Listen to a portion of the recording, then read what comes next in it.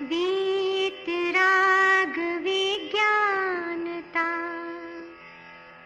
शिव स्वरूप शिवकार,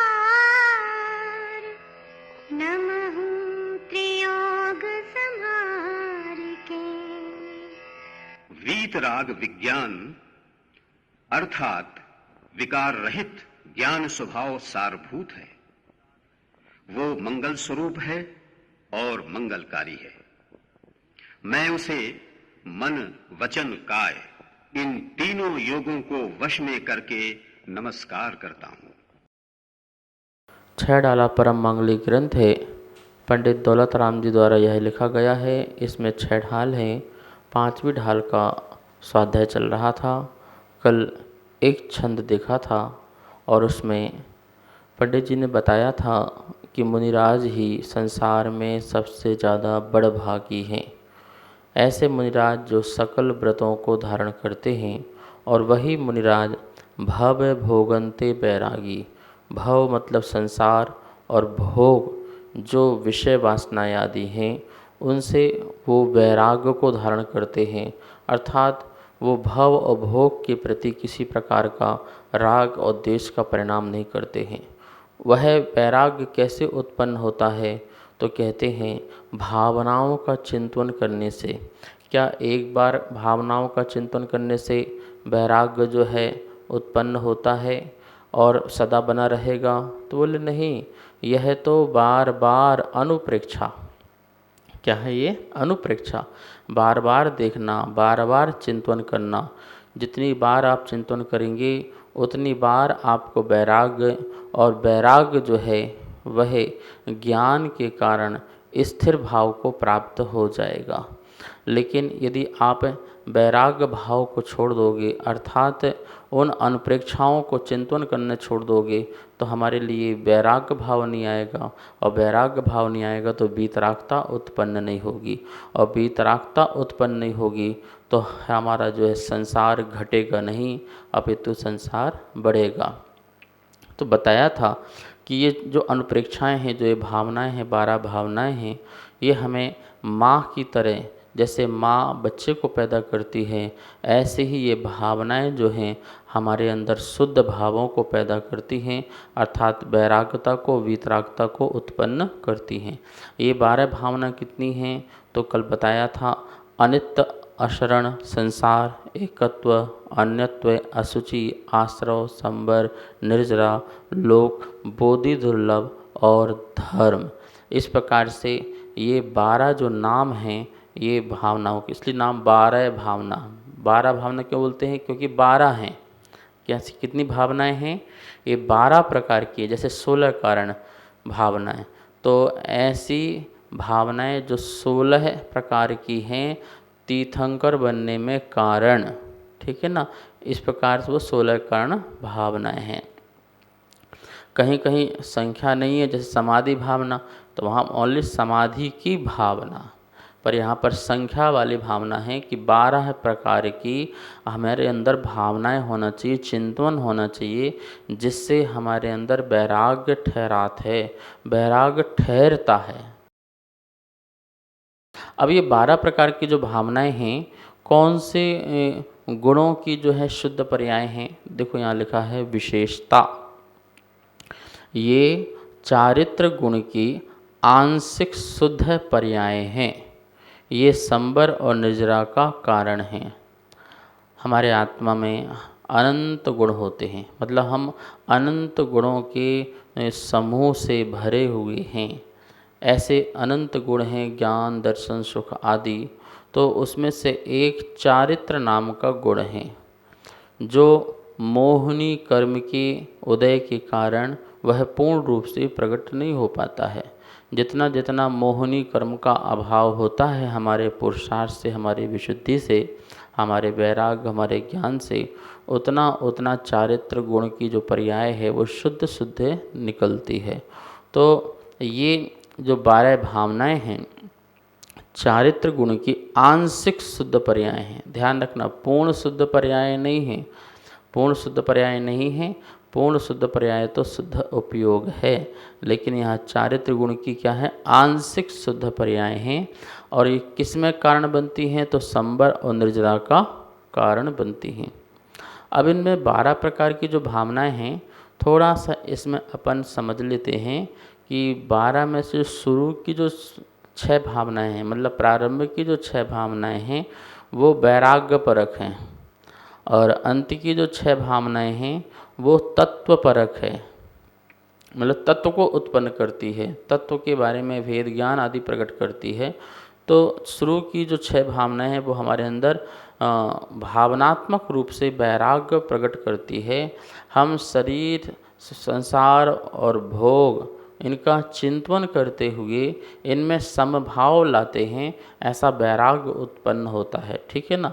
तो प्रारंभ की जो 6 भावनाएं हैं कैसी हैं, वो वैराग्यपरक, और अंतिम जो 6 भावनाएं हैं वो तत्वपरक। देखो यहाँ लिखा हुआ है 12 भावना, 6 भावनाएं वैराग्यपरक। कौन कौन सी, अनित्य, अशरण, संसार, एकत्व, अन्यत्व, असुचि।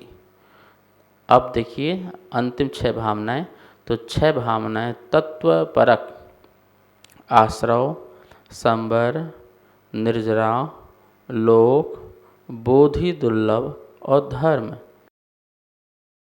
बिल्कुल तत्वपरक है। आश्रव, देखिए 7 तत्व में आश्रव आता है, और संबर भी आता है, निर्जरा भी आता है। लोक, जीव और अजीव से भरा हुआ ये लोक है, तो लोक भी जो है तत्व में आता है। बोधि दुर्लभ, सम्यक ज्ञान की जो प्राप्ति है, जो सम्यक ज्ञान प्रकट होता है, वो भी आत्मा का एक ज्ञान गुण की पर्याय है, तो तत्व में आता है। धर्म, रत्नात्रय, जो रत्नात्रय है वो भी एक क्या है, तत्व है।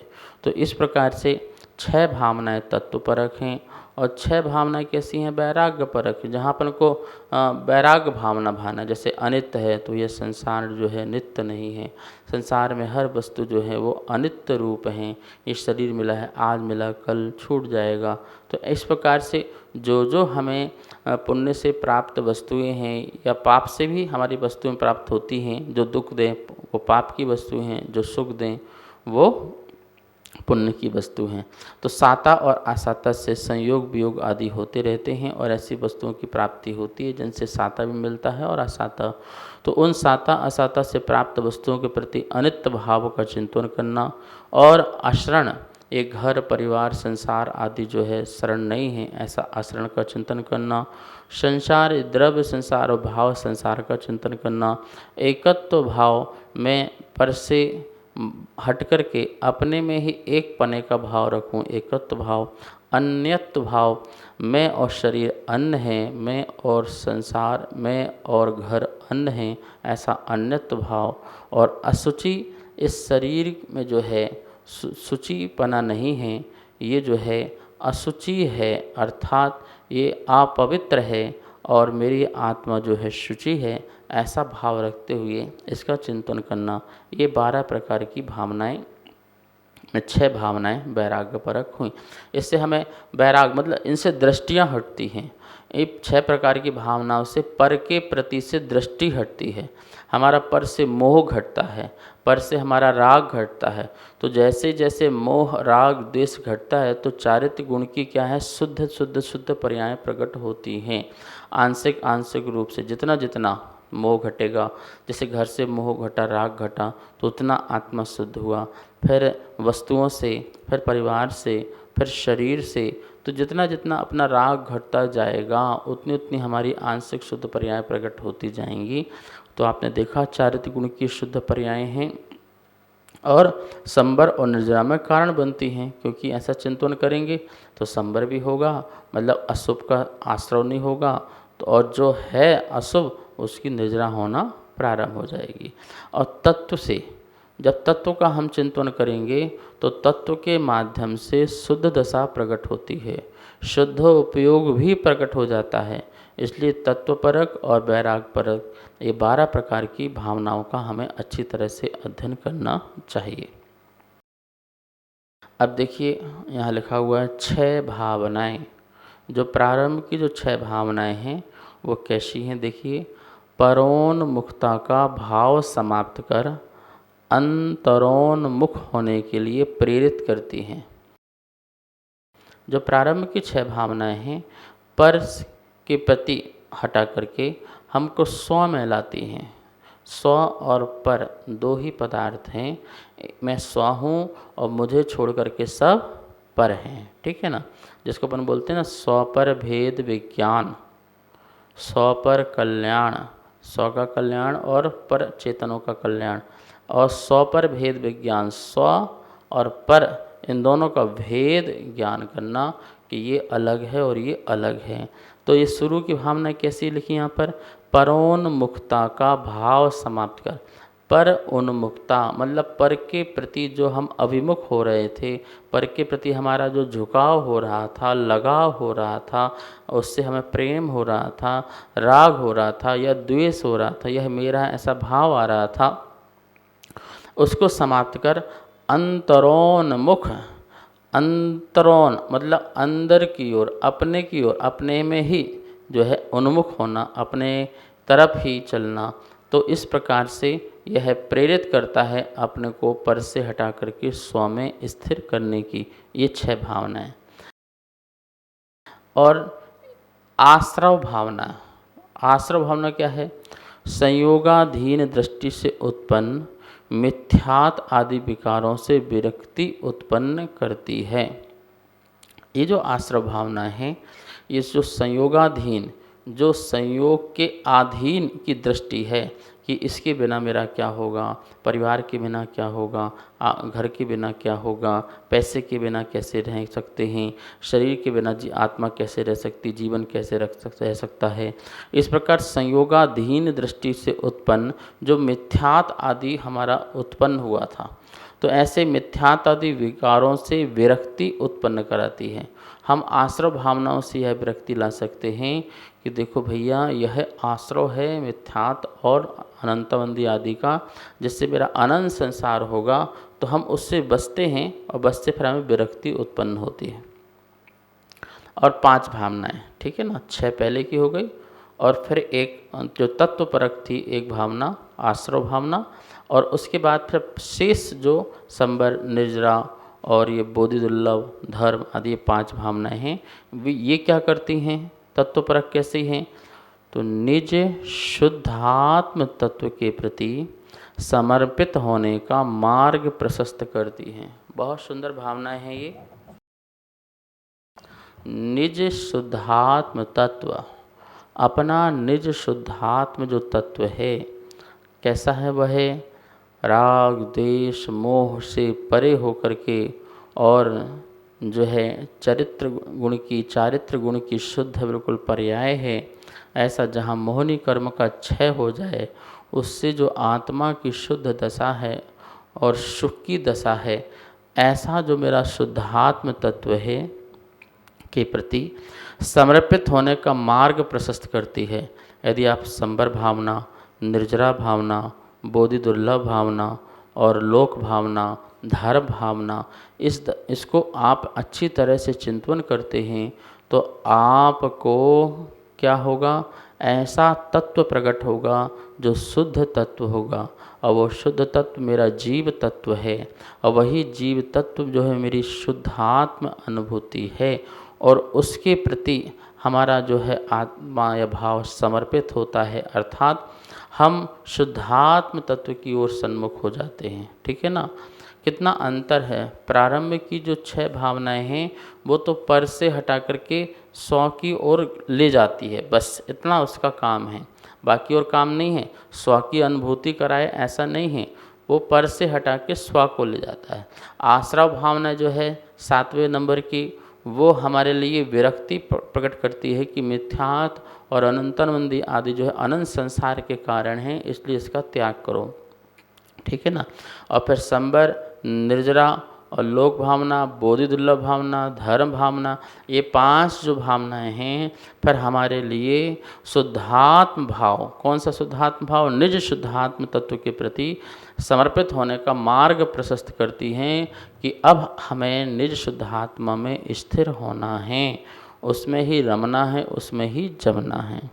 तो यहाँ अपन ने जो 6 भावनाएं वैराग परक उसको भी समझ लिया और 6 भावनाएं तत्व परक हैं उसको भी जान लिया। अब जो भावना है एक एक करके यहाँ पर अपन देखते हैं, पर उसके पहले कह रहे हैं भावनाओं का फल और मोक्ष सुख की प्राप्ति का समय। अभी दूसरी नंबर की है, इसके बाद जो है एक एक भावनाओं का नाम आएंगे और उसकी चर्चा होगी, उसके बारे में बताया जाएगा। सबसे पहले देखते हैं दूसरे नंबर का जो छंद है भावनाओं का फल। ये 5 प्रकार के जो भावनाएं हैं उनका क्या फल है और मोक्ष सुख की प्राप्ति का समय क्या है, तो देखते हैं। आइए उमा गर्ग की आवाज़ में सबसे पहले इस छंद का उच्चारण सुनते हैं। इन चिंतत सम सुख जागे, जिमि ज्वलन पवन के लागे। जब ही जिया आत्म जाने, तब ही निज शिव सुख ठाने। बहुत सुंदर ये छंद है और आपने सुना। और क्या बोल रहे हैं इसमें देखिए, इन चिंतन सम सुख जागे, जिमि ज्वलन पवन के लागे। जब ही जी आत्म जाने, तब ही जी शिव सुख ठाने। एक एक शब्द का अर्थ देखिए। इनका चिंतन करने से सम सुख जागे, क्या प्रकट होता है? सम सुख, जो संसार का जो इंद्रिय संबंधी सुख दुख था उसके प्रति समता हमारे अंदर प्रकट होती है। तो सम सुख जागई, समता रूपी सुख जागई मतलब प्रकट होता है। चिंतन करने से, इन 12 प्रकार की भावनाओं का चिंतन करने से समता रूपी सुख प्रकट होता है।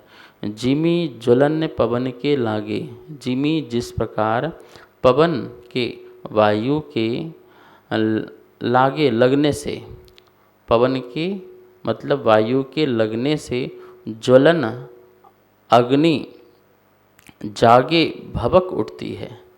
जैसे वायु के लगने से अग्नि कैसे उठती है? बिल्कुल भभक, जैसे वायु आएगी तो अग्नि और ही भभकने लगती है, ठीक है ना। इसी प्रकार से इनका चिंतन करने से समता सुख जागता है। तब ही जिए आत्मा में जाने, तब ही जिए शिव सुख ठाने। कह रहे हैं जब ही जिए, जब ही जी मतलब जीव आत्मा, जब जी आत्मा जिए जीव, जब ही जीव आत्म स्वरूप को जानता है, जब ये जीव आत्म स्वरूप को जानता है, तभी जिए जीव शिव सुख मोक्ष सुख को ठाने प्राप्त करता है। ये एक एक शब्द का अर्थ है और भी इसका विशेष अर्थ जो है कल समझेंगे। समय हो गया है, आइए माँ जिनवाणी की स्तुति करते हैं। वाणी के ज्ञान ते सूझे लोकालोक, सो वाणी मस्तक नमो, सदा देत हूँ धोख, सदा देत हूँ धोख। इस कार्यक्रम के पुण्यार्जक थे श्री खंडेलवाल दिगंबर जैन मंदिर, राजा बाजार, कनॉट प्लेस, नई दिल्ली, एवं श्री खंडेलवाल दिगंबर जैन मंदिर, वैदवाड़ा, दिल्ली के अंतर्गत खंडेलवाल दिगंबर जैन पंचायत, दिल्ली। जिनेंद्र जैन नरपतिया अध्यक्ष, धीरज जैन कासलीवाल महामंत्री, विजय लोहाड़िया विक्की उपाध्यक्ष, गौरव पाटोदी मंत्री, विनोद पांड्या कोषाध्यक्ष।